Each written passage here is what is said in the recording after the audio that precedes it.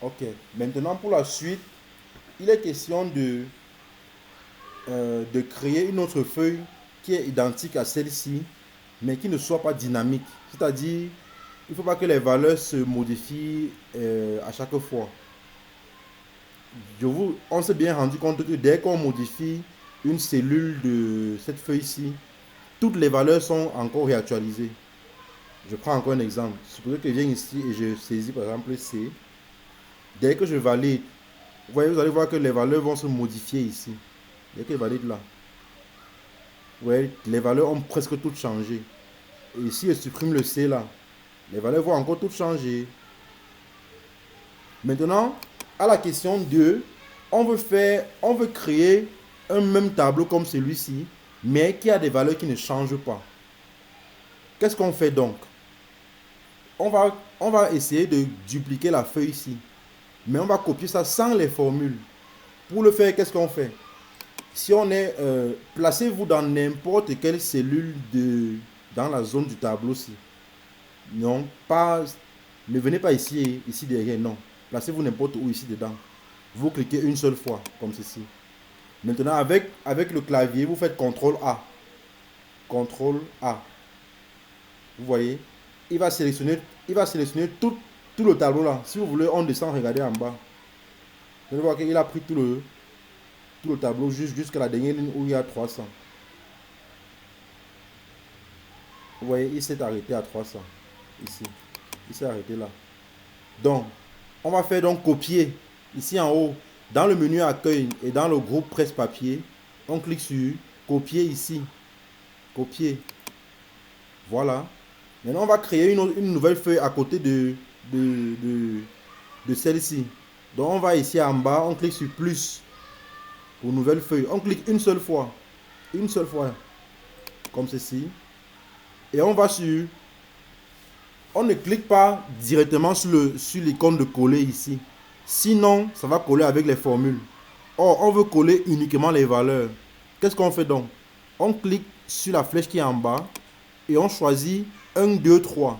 C'est-à-dire, on veut coller uniquement les valeurs qui seront maintenant statiques et non plus dynamiques. Donc, je clique là. Vous voyez, les valeurs ici sont redevenues statiques. Ça veut dire que si je modifie, par exemple, une valeur dans cette feuille-ci, si je mets par exemple ça, vous voyez que rien n'a changé, non? Donc, les valeurs sont devenues statiques. Si je enlève ça, rien n'a changé. Pourtant, ici, dans demande programmée 25, si je modifie quelque chose ici, tout change. Vous voyez? Si j'enlève quelque chose ici, tout change. Or, ici, rien n'a changé. Or, ici, quand on fait ça, rien ne change. Donc, voilà donc pour la question 2. On a fait une copie sans formule du tableau-ci. N'est-ce pas? Qu'on a mis ici. Étant donné que j'ai encore modifié ce qu'il y avait ici, bon non, ça ne dérange pas. Continuons. Continuons. Maintenant, il est question, vous voyez comment ici, c'est un peu beau, n'est-ce pas? Il y a les bordures, il y a le gras, il y a les éléments centrés, il y a les téléphones qui sont bien écrits là. Il y a les dates qui sont bien écrites, et ils sont bien écrites. Vous voyez? Et ici, on a tout perdu ça, parce qu'on voulait seulement les valeurs. Donc, on va donc essayer de refaire la mise en forme de ce tableau-ci. Qu'est-ce qu'on fait donc? Déjà, pour la première ligne, on se rappelle que c'était en gras, n'est-ce pas? On avait mis ça en gras et on avait renvoyé les éléments à la ligne. Donc, je sélectionne la première ligne comme ceci. Je renvoie la ligne comme on a fait précédemment, comme ceci. Et je mets en gras. Voilà. Maintenant, pour les dates, vous voyez que c'est redevenu encore les valeurs entières comme tout à l'heure. On va transformer ça en format date. Qu'est-ce qu'on fait? On va sélectionner, les dates vont de C2 à de C2 jusqu'en bas là, à C191. Si je ne me trompe pas, vous voyez le maximum ici, c'est ça. Vous voyez, c'est la colonne, c'est la cellule C191. Donc, si je veux sélectionner les dates entièrement, qu'est-ce que je fais? Je vais saisir ici C2 2.C191 et je valide. Je rappelle que ici, j'ai sélectionné les dates uniquement. Je n'ai pas pris la première ligne là. Non. Je prends à partir de la deuxième ligne qui contient une date. Et je vais transformer ça en format date. En faisant quoi? On a eu à faire ça. On va dans le menu accueil, dans le groupe nombre, on clique sur la flèche et on prend date courte. Vous voyez, ça revient. Pareil pour les téléphones. On va sélectionner tous les téléphones. Ça va de H2, ça va de H2 à H191. Je valide. Et je pars comme précédemment, je pars dans le groupe nombre. Je clique sur la flèche qui est en bas. Je passe sur nombre. J'enlève les virgules et je mets le séparateur de milliers. Et je valide. Voilà. Qu'est-ce qu'il faut encore modifier? Je ne vois pas grand-chose. Maintenant, ce qui manque à faire, c'est une mise en forme pour tout le monde. Donc, qu'est-ce qu'on fait? Placez-vous dans n'importe quelle cellule dans la zone du tableau. Et vous faites CTRL A. Vous voyez, il a pris tout le tableau. On va d'abord mettre les bordures, non? On va mettre toutes les bordures, bien sûr. Et on va centrer les éléments. On va centrer ici. Et on va centrer là. Maintenant, vous voyez que l'adresse mail ne se lit pas bien ici. On va augmenter pardon. On va augmenter la largeur de la colonne la colonne là. Donc, qu'est-ce qu'on fait? On sélectionne, on clique ici, à gauche de la colonne de la colonne A et en haut de la ligne 1. Je clique là. Ça prend tout le classeur, n'est-ce pas?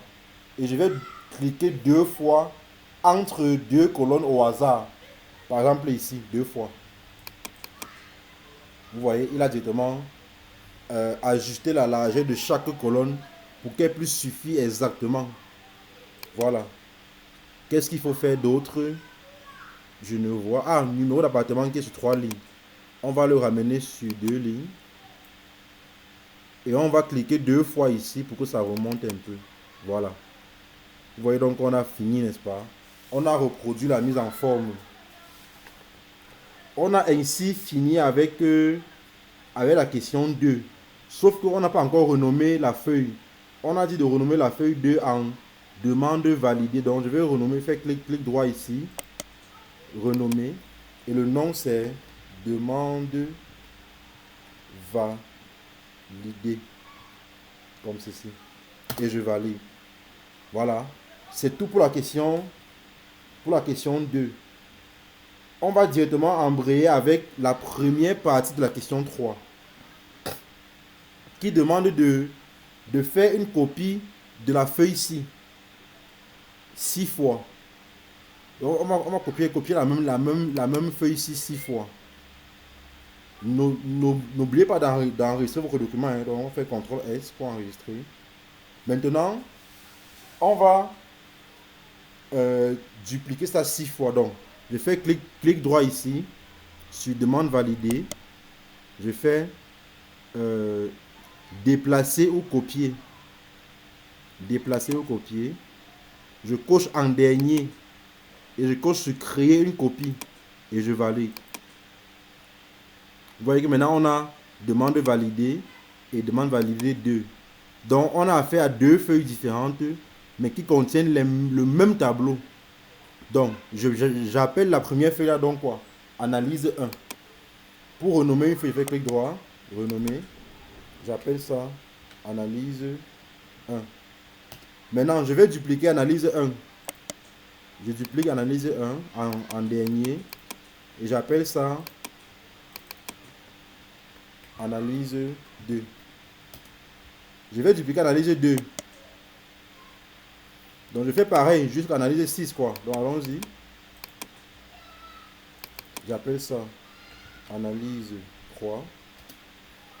Ensuite, je copie encore.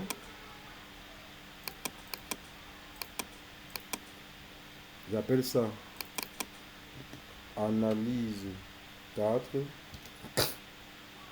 Ensuite, je copie ça. Que je vais appeler analyse 5. Ensuite, une dernière fois.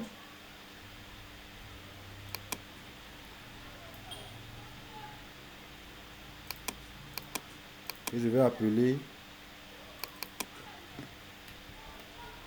analyse 6. Voilà. Voilà, donc j'ai 6 feuilles, analyse 1 jusqu'à analyse 6, qui sont identiques à la feuille demande validée. C'est ce qu'on demandait au premier volet de la question 3.